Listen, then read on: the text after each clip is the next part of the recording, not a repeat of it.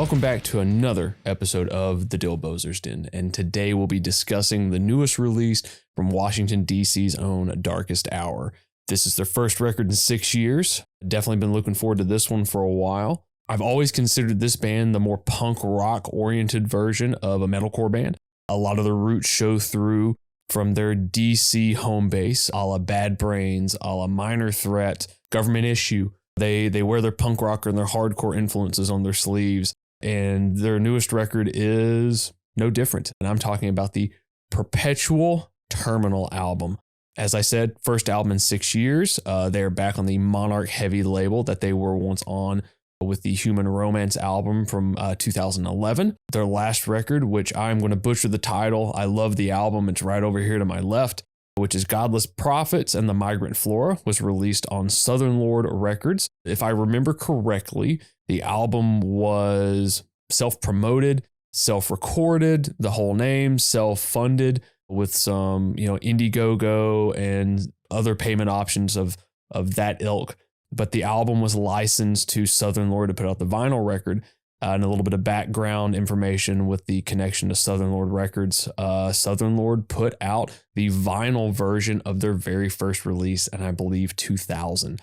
This band has been around a very long time, almost 30 years. They were formed in 1995. There are only two original members left in this band. That would be John Henry on vocals and Mike Scheiblaum on guitars. That says a lot to see that you've still got two original members almost 30 years into your career.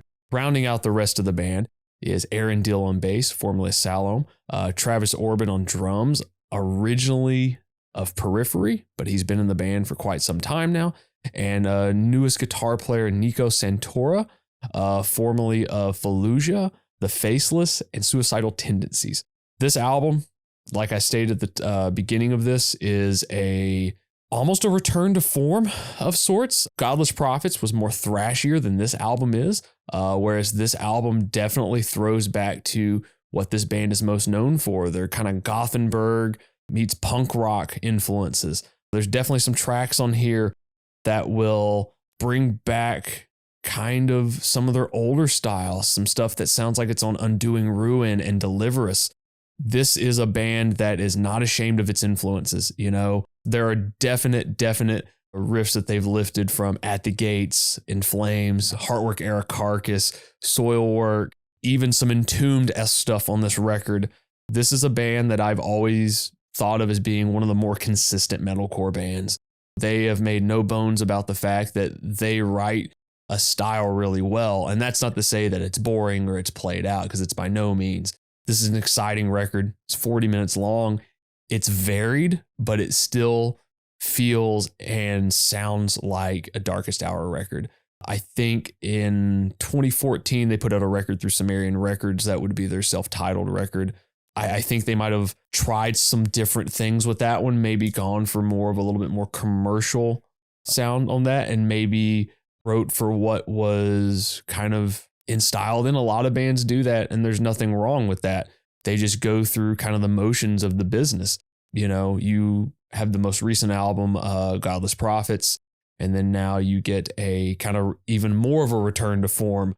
There are tracks on here that are definitely throwbacks to the Undoing Ruin era, i.e. the last track on the album, which this is a really long song title. Goddess of War, Give Me Something to Die For, has a big grandiose intro to it, but it kicks right into something that you would definitely hear on Undoing Ruin. And that riff just eats the whole song.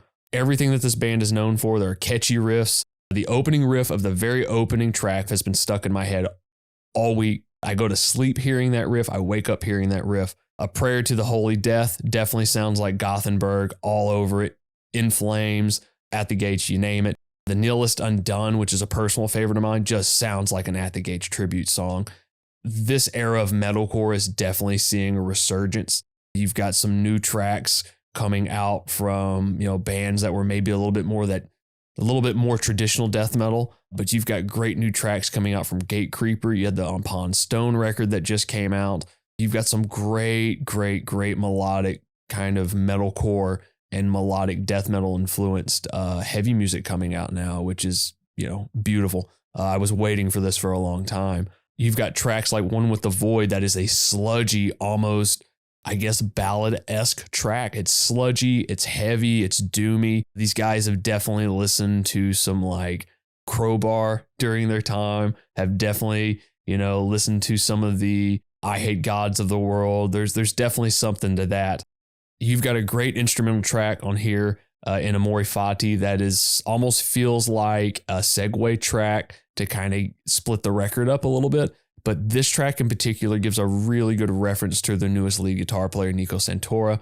It kind of shows his style a little bit. He fit in with bands like The Faceless and Fallujah, and you get a lot of those kind of lead guitar stylings on that track, even if just for a brief moment.